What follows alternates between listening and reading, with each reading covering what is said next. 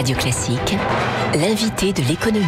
7h21 sur Radio Classique, c'est donc le patron du groupe Boeing en France qui est mon invité ce matin. Bonjour Yves Galland. Bonjour. Boeing qui a dévissé de près de 9% hier à Wall Street dans la foulée de la publication de bons résultats annuels. Pourtant, que s'est-il passé ?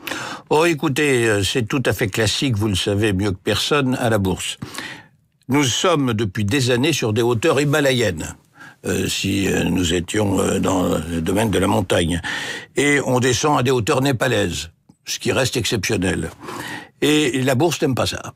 Ça veut dire quoi ? Ça veut dire que si vous regardez notre chiffre d'affaires, formidable, plus de 6%.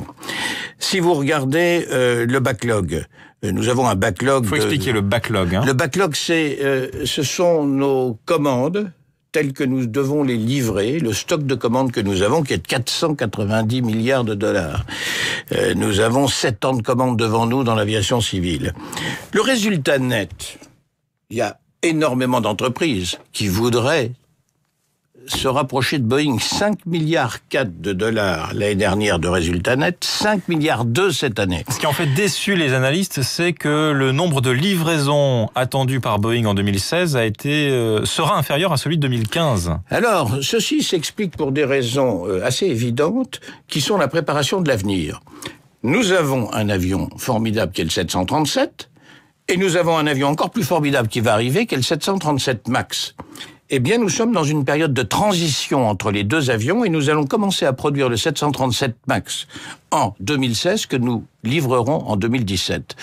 C'est la même chose pour le 777. Le 777 est un avion mythique et ce 777 va être remplacé par le 777X. À titre indicatif d'ailleurs, le 777 9X va être un avion qui va avoir 406 places en 2 réacteurs. C'est le début du gros porteur en 2 réacteurs. Il a un début de commande formidable, historique, ce qui n'est pas surprenant, puisque les compagnies aériennes sont toujours confrontées à ce problème de profitabilité et donc d'avoir des avions exceptionnels en exploitation. Airbus a de son côté annoncé une hausse de ses livraisons prévues cette année et va sans doute officialiser une méga commande de l'Iran, plus de 110 appareils. Vous n'êtes pas un peu triste de voir que l'Iran commande ses appareils à Airbus et pas à Boeing ? Non, vous savez, il faut, en la circonstance, rester très calme. Il y a pas mal d'étapes à passer pour régulariser la situation commerciale avec l'Iran. Et donc, quand ces étapes seront passées, vous verrez qu'il y aura une régularisation du marché. C'est un marché important, l'Iran, pour les avionneurs. L'Iran est un marché important pour les avionneurs, mais vous savez, nous sommes dans une prévision sur 20 ans qui est une prévision exceptionnelle. Nous allons vendre 38 000 avions sur 20 ans. Et ces 38 000 avions sur 20 ans, vous pourriez me dire, mais est-ce que vous êtes sûr de vous? Parce que le pétrole baisse, est-ce que le marché va rester simple? Oui, pour une raison simple. 60% de ces commandes vient de l'augmentation du trafic. Cette année, l'année dernière, 2015, plus 7%. Du trafic passager. 2016, plus 7% du trafic passager. Prendre un exemple, la Chine. Tout le monde dit la Chine, attention, regardez. La Chine ralentit. Oui, la Chine, effectivement, a une croissance de 7%, alors qu'elle tutoyait des croissances à plus de 10%.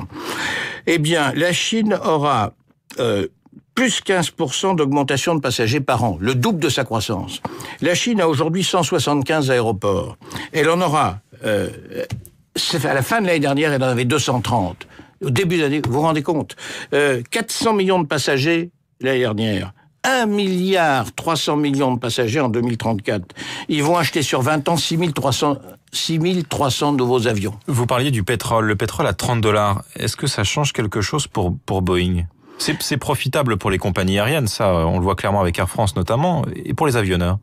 Mais pour les avionneurs, ça ne change pas la situation du tout. Est-ce que ça n'incite pas les compagnies à renouveler plus rapidement leur flotte, puisqu'elles ont des marges bénéficiaires? Vous voulez dire à renouveler? Alors, justement, les compagnies aériennes ont des moyens financiers accrus pour renouveler leur flotte, et elles ont la contrainte d'augmenter leur flotte compte tenu de la croissance du marché dont je parlais, et elles ont la contrainte de moderniser leur flotte, parce que malgré tout, aujourd'hui, elles savent parfaitement que le pétrole est bas, elles ne savent pas ce que sera le pétrole demain.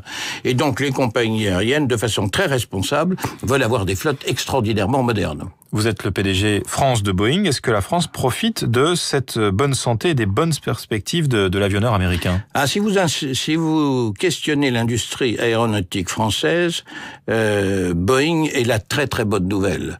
Nous achetons... Parce que tout le monde sait qu'Airbus est basé à Toulouse et que la région toulousaine profite des activités d'Airbus, mais pour Boeing?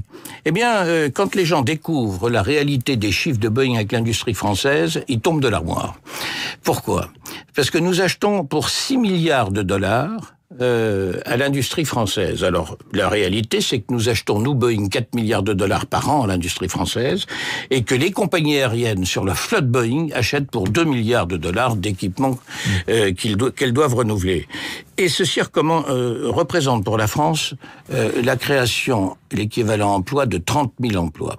Donc, Boeing est un partenaire majeur de l'industrie française. D'ailleurs, l'année dernière, en 2015, j'ai emmené à Seattle une trentaine d'entreprises françaises, les 14 membres de ce que j'appelle la Boeing French Team, qui sont les sociétés de base du groupe Safran, de Thales, de Zodiac, etc., tous les grands, qui depuis maintenant 10 ans travaillent énormément avec Boeing et avec qui nous avons un partenariat constant, et un certain nombre d'entreprises, une vingtaine, qui ne travaillent pas encore avec Boeing, et que nous avons connecté avec Boeing, parce que c'est de l'intérêt de Boeing de voir quelle est la capacité de l'industrie française, en particulier sur le plan technologique, qui est très remarquable. Et c'est d'ailleurs tout à fait intéressant de noter cela. On dit souvent que la France est handicapée par ses coûts de travail, de charges sociales et autres. Eh bien, il y a une capacité technologique de l'industrie française qui compense par la productivité les handicaps qu'elle pourrait avoir par ailleurs. Sinon, nous n'achèterions pas pour 6 milliards de dollars par an à l'industrie française. Merci Yves Galland, PDG de Boeing France, invité ce matin de l'économie de Radio Classique.